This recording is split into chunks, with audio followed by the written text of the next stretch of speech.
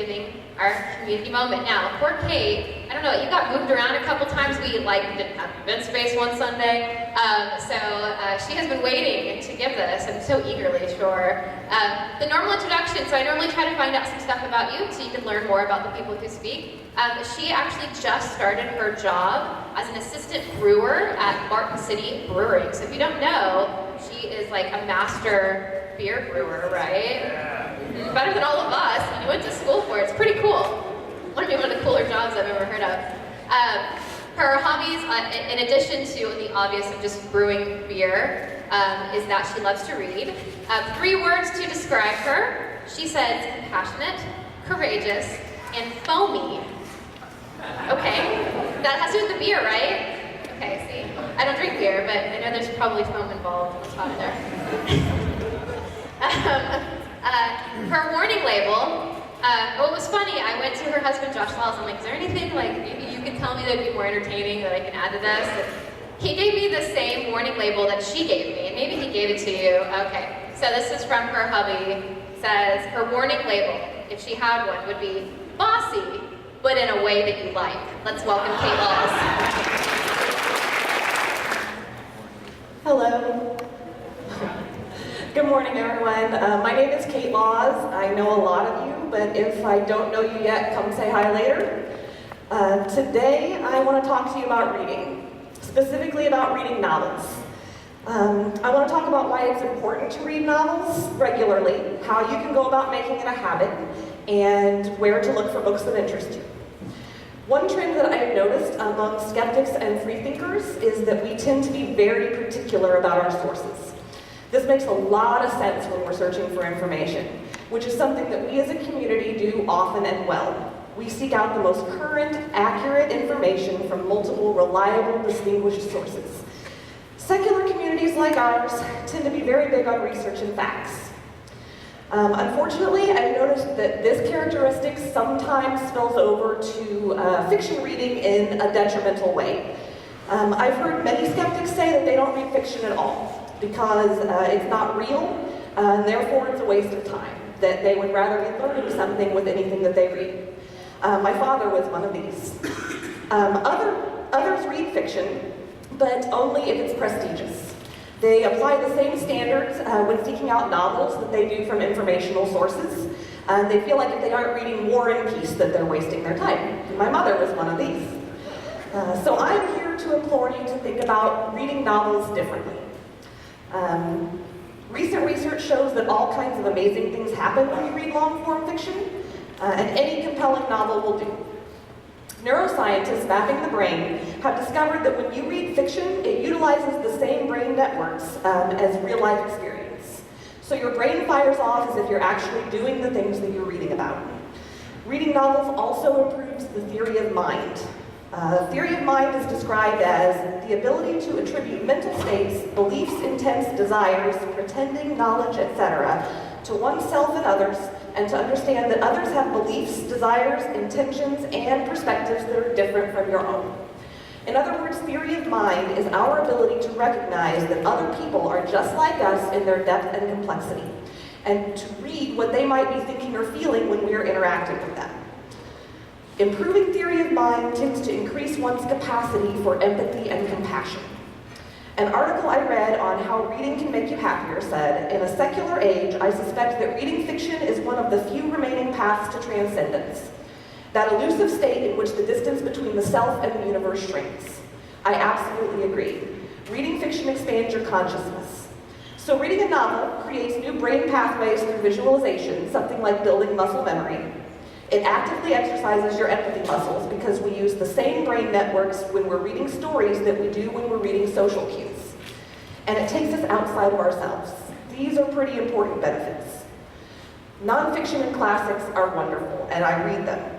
But when you're only reading big, ambitious works, you don't tend to get through them very quickly, maybe working your way through a book or two a year, and that's just not enough, and it's still more than most people are reading. Polls show that 42% of college graduates never read another book again after they leave college.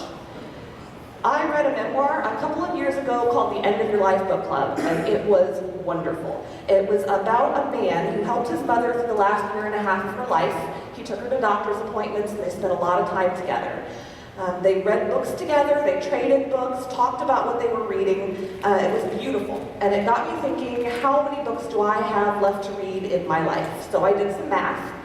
If I read 2 books a month, which is about my average, and I live to be 80 years old, I have about 1,100 books left to read. And that is really not very many compared to what all is out there. So don't wait. Find a story to read, and when you're done, find another one. So if you're a person who's out of the habit of reading, where do you begin? Talk to friends. Come talk to me. Most people love to talk about the books that they've read, and some of the best reading experiences of my life have been with books recommended to me by friends. You can also read about books until something strikes your fancy. I love this approach. I frequent nprbooks.com. They have reviews of new releases, thoughtful posts about all kinds of different sorts of books, new and old, bestseller lists, and a find books feature that lets you browse by genre. Goodreads.com is another wonderful website. It lets you track the books you read, talk with other readers, join online book clubs and discussions, and search books and put them on a want-to-read list so you can keep track of all of these wonderful sounding books that you've been reading and hearing about. I also follow my favorite authors on Facebook so I can see when they are putting something new out.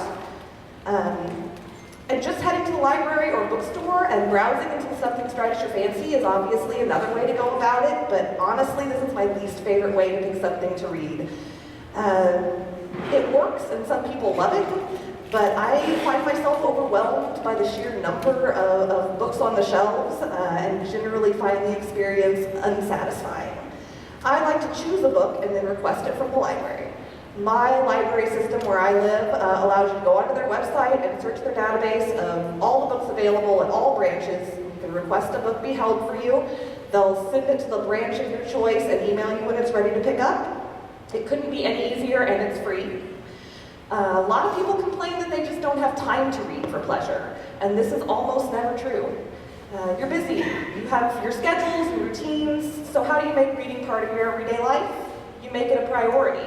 In the same way that we make exercise, eating healthy, or any other self-care activity a priority, through practice and dedication and making it easy on yourself to keep up with your new healthy habit.